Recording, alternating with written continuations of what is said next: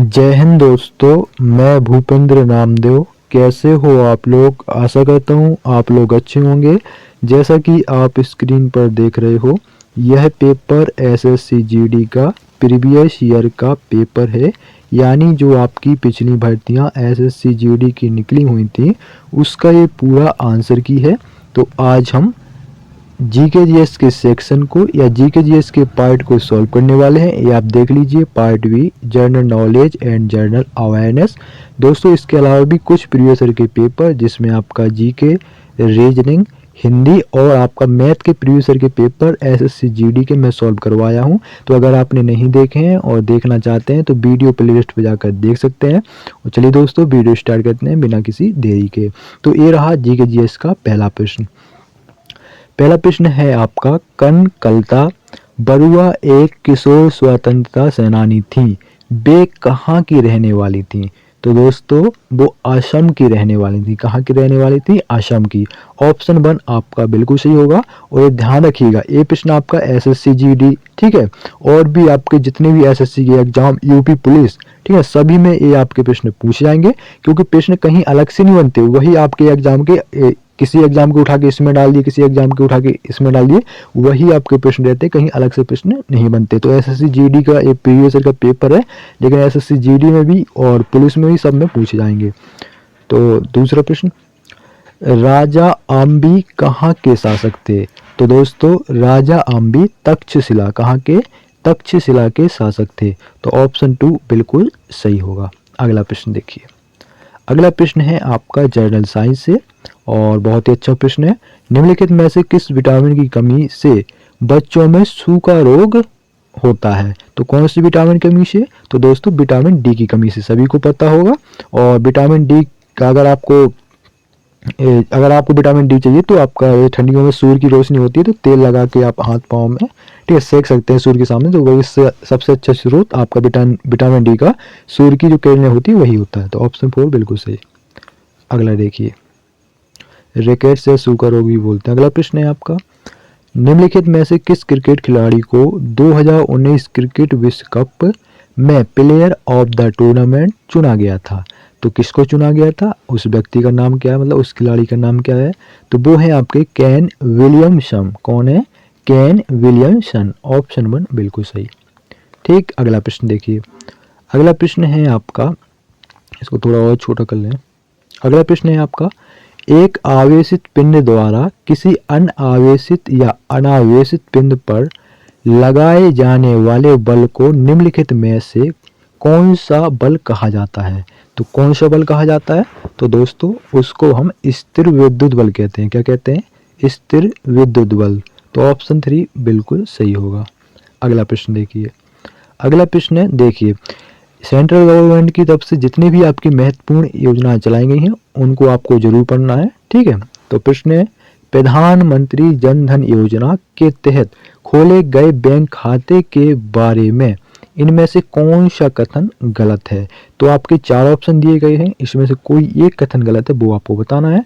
तो ऑप्शन 3 देखेंगे, PMJDY मतलब प्रधानमंत्री जन धन योजना खातों में जमा राशि पर कोई ब्याज नहीं मिलता। तो ये आपका ऑप्शन जो वो गलत है। तो ऑप्शन 3 ही आपका बिल्कुल सही हो जाएगा। अगला प्रश्न देखिए। अगला प्रश्न है आपका ज्योग्राफी से, लेब्राडोर सागर और भूमध्य सागर किस महासागर का हिस्सा है? तो जो आपका लेब्राडोर सागर है और भूमध्य सागर है, ये आपका अटलांटिक महासागर के हिस्से हैं, ठीक है, या उसी के पार्ट हैं। तो ऑप्शन 4 बिल्कुल सही होगा।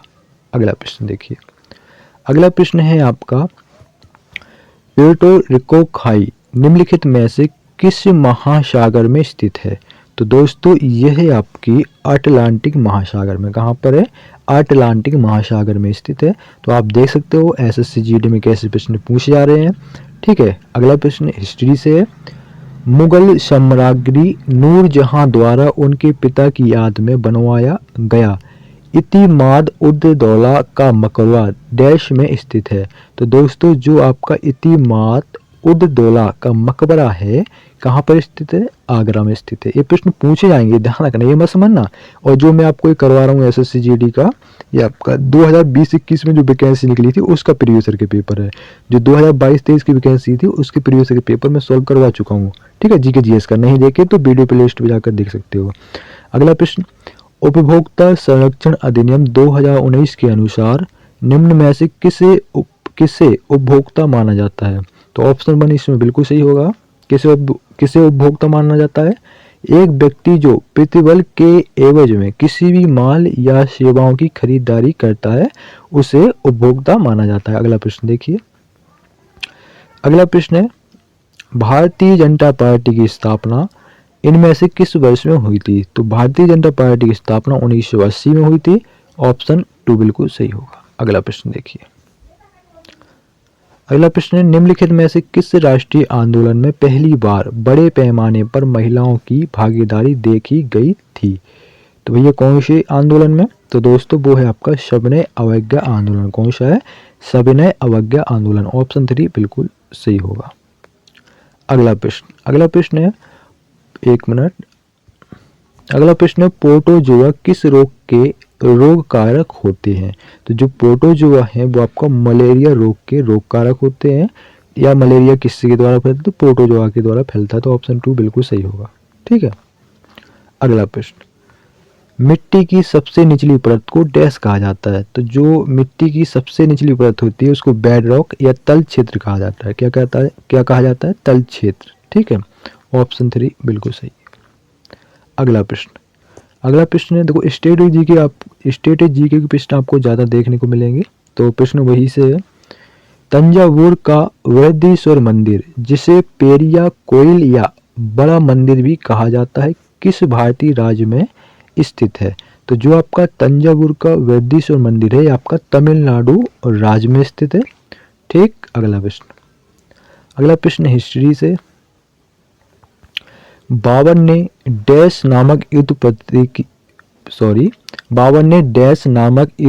पद्धति की शुरुआत की जिसमें सेना को विभिन्न डिवीजनों में विभाजित कर दिया जाता था ताकि दुश्मन को हर तरफ से घेरा जा सके।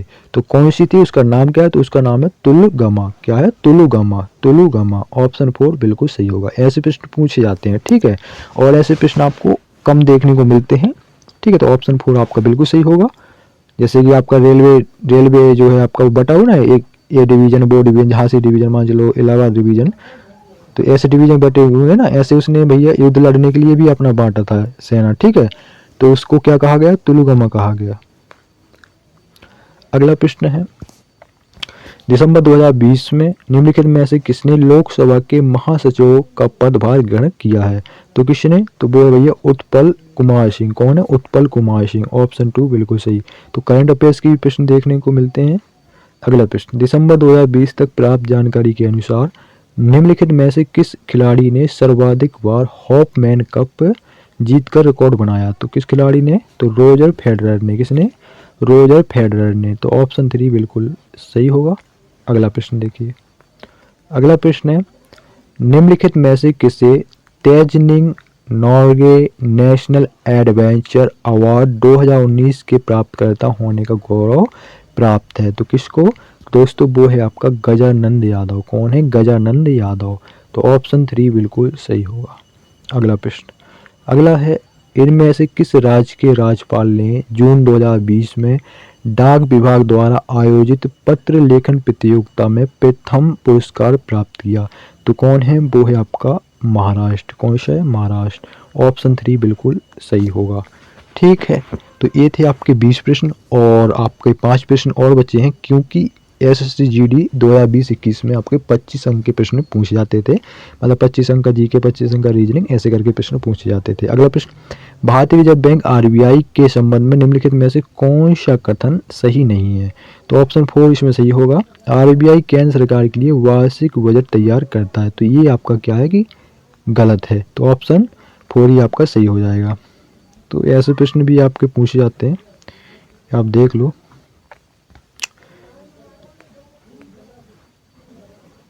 क्या कह रहा है, केंद्र सरकार द्वारा सितंबर 2021 में प्राणा पोर्टल लॉन्च किया गया। तो प्राणा का पूर्ण रूप क्या है? तो इसका पूर्ण रूप क्या था? इसका पूर्ण रूप था portal for regulation of air pollution in non attainment cities. ठीक है। ऑप्शन 3 बिल्कुल सही। अगला प्रश्न है करंट अफेयर्स से, जनवरी 2021 तक प्राप्त जानकारी के अनुसार त्रिपुरा के मुख्यमंत्री निम्नलिखित में से कौन है? तो वो है बिप्लब कुमार देव। कौन है? बिप्लब कुमार देव। ऑप्शन 2 बिल्कुल सही होगा। ठीक है, तो मुख्यमंत्री, ठीक है, राज्यपाल, गवर्नर बहुत पूछा गया था। ठीक है, 2022 में बता रहा हूँ। तो जय हिंद, जय भारत। मिलते किसी नेक्स्ट वीडियो में। जय हिंद, जय भारत।